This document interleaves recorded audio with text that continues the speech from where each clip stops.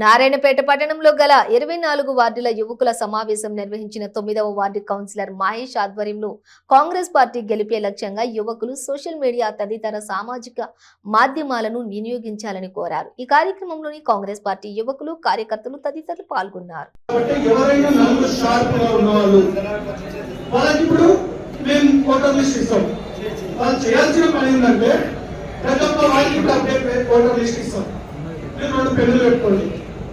మన vote bank ఎవరెవరు ఉన్నారు ట్రిక్ వేసుకోండి, మన ఓట్ బ్యాంక్ ఎవరెవరు ఉన్నారు ఇంటి మార్క్ వేసుకోండి, తటస్థంగా న్యూట్రల్ ఎవరెవరు ఉన్నారు ఓట్ వేసుకోండి.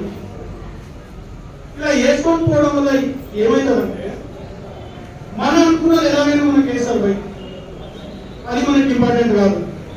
మన ఓటు కాదు, అవతలని మనం ఎలా మన సైడ్ రాబట్టుకోవాలనేదే ముఖ్య ఉద్దేశం.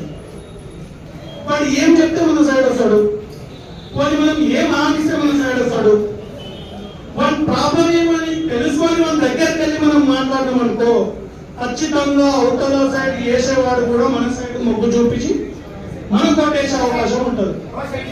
కాబట్టి మీరు దయచేసి మీ యొక్క వార్డుల ఇన్ఛార్జ్ ఇప్పుడు పోలింగ్ దానికి సంబంధించిన ఓటర్ లిస్టు కొత్తది ఇస్తారు.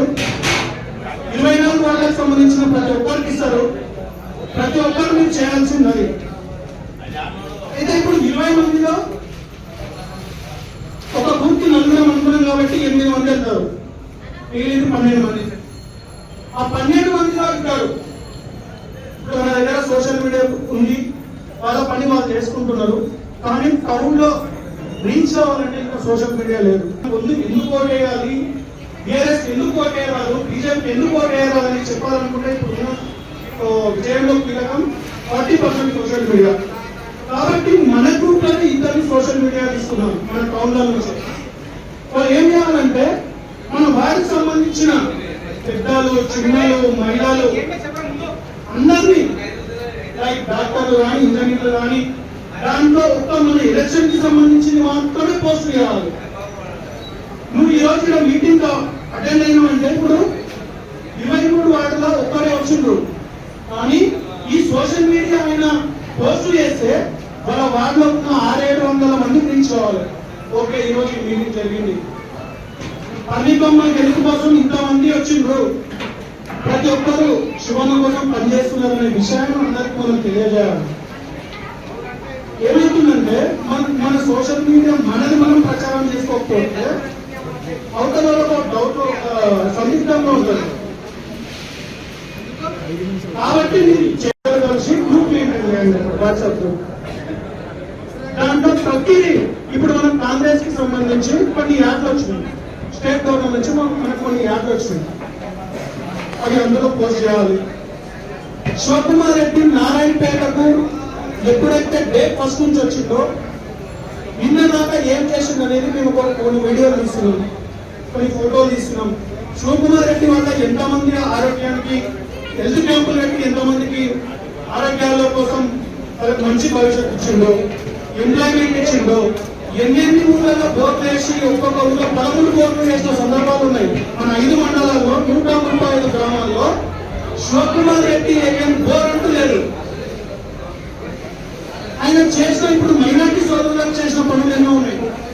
ఇవన్నీ మనము 2 జనరేషన్లకు మీకు తెలుసు, నా ముందు జనరేషన్ వాళ్ళకు అంత తెలియదు. ఇప్పుడు వచ్చే ఈ ఇండస్ట్రీ ఆ విషయం తెలియదు. శివకుమార్ రెడ్డి అంటే ఎవరికి తెలియదు ఇప్పుడున్న జనరేషన్ లో. కాబట్టి మనం ఇప్పుడు తెలియదు చెప్పాలి, వాళ్ళు ఇంటికైతే పోయి చెప్పలేదు. కాబట్టి మనం ఈ సోషల్ మీడియా ద్వారా అందరికీ ప్రతి ఒక్కరికి మనం మన పరిచయం చెప్పాలి. స్వర్గీయ శ్రీ చిట్టెం నర్సిరెడ్డి నుంచి, వెంకటేశ్వర రెడ్డి నుంచి ఈ రోజున్న అభ్యర్థి పర్ణికమ్మ వరకు మనం ఈచ్ అండ్ ఎవ్రీథింగ్ గ్రూప్ లో మనం పెట్టాలి. చాలా మందికి తెలియని వాళ్ళు ఈ కొత్త విషయాలు తెలుసుకుంటే ఇన్క్వైరీ అయ్యి మన సైడ్ వచ్చే అవకాశం ఉంటుంది. ఈ వార్డులో క్యాన్వస్ మీద ఫోటోలు పెట్టండి. కాంగ్రెస్ ద్వారా నా వార్డులో 110 ఇళ్ళు కాంగ్రెస్ నుంచి వచ్చినాయి. 110 ఇళ్ళు కాంగ్రెస్ హయాంలో మాకు వార్డ్ నెంబర్ 9 లో కొత్త కాలనీ మొత్తం కాంగ్రెస్ గవర్నమెంట్ ఇచ్చింది. మేము ఆ గ్రూప్ లో షేర్ చేస్తే ఏమవుతుందంటే మన యొక్క విషయం ఏంటనేది ఒక 10 నిమిషాలనే 10,000 మందికి రీచ్ అవుతుంది. నిజమా కాదా? సోషల్ మీడియా ద్వారా రీచ్ అవుతారా కాదా? మనం ఇంతమంది ఇప్పుడు ఇంతమంది వచ్చి ఒక 10 నిమిషం 1 అవర్ మీటింగ్ ఇంతమంది మనం వచ్చినామంటే ఇంతమందికి మనము 10 నిమిషాల్లో ఒక వీడియో పెడితే 15,000 మందికి రీచ్ అవుతారు. అవునా కాదా?